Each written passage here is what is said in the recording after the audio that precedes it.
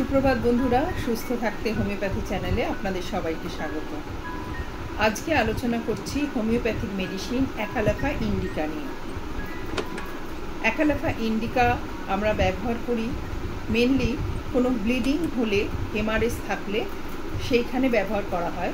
কিন্তু এরও নানা রকম তারতম্য আছে যে ঠিক কোন ব্লিডিং হলে, কোনখানটায় ব্লিডিং হলে আমরা এটা ব্যবহার করব, কীরকম ব্লিডিং হলে, কখন ব্লিডিং হলে ব্যবহার করব, এরও কিন্তু তারতম্য আছে। তো আজকে আমি আলোচনা করব ডক্টর ক্লার্ক এবং ডক্টর বড়িক কোন কোন সিমটমের ওপরে জোর দিয়েছেন, কোন কোন সিমটম তারা বলেছেন এইগুলো থাকলে তাহলে আমরা অ্যাকালাফা ইন্ডিকা ব্যবহার করব। আজকে এই দুটো আলাদা আলাদা ডক্টরসের সিমটম সিলেকশন নিয়ে আমি আজকে বলবো। চলুন দেখে নিই তাহলে। অ্যাকালাফা ইন্ডিকা এটা মুক্তাঝুরি বা মুক্তা বর্ষী নামে পরিচিত একটি বর্ষজীবী গুল্ম জাতীয় উদ্ভিদ। এর মূলের গন্ধ বেড়ালদের কাছে ভীষণ আকর্ষণীয়। কোন কোন জায়গায় অ্যাকালাফা ইন্ডিকাটা ব্যবহার করা হয়?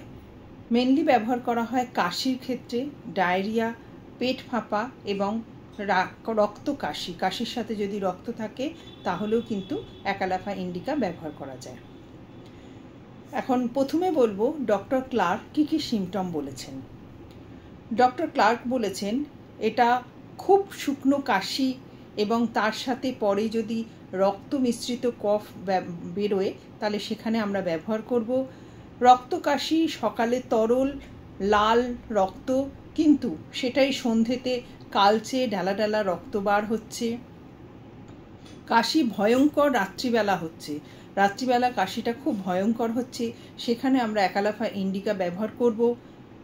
তারপরে বলেছেন যে যদি পারকাশনে দেখা যায় একটা ডাল সাউন্ড আসছে, চেস্ট পারকাশনে যদি দেখা যায় একটা ডাল সাউন্ড আসছে, তাহলে কিন্তু আমরা অ্যাকালাফা ইন্ডিকার কথা ভাবতে পারি।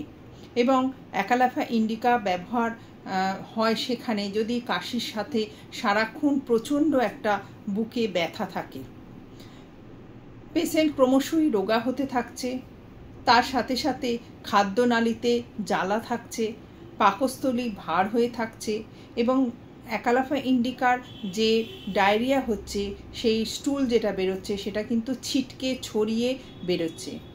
এটা ডক্টর ক্লার্কের মত। উনি বলেছেন এগুলো থাকলে অ্যাকালাফা ইন্ডিকা ব্যবহার করতে হবে। বড়িক বলেছেন খাদ্যনালী ও শ্বাসযন্ত্রের ওপর এর অ্যাকালাফা ইন্ডিকার বিশেষ কাজ আছে।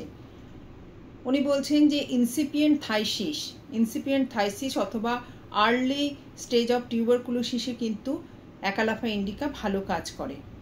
ব্যথাযুক্ত কাশি, টকটকে লাল রক্তযুক্ত কফ, কিন্তু তার সাথে কোনো জ্বর থাকছে না।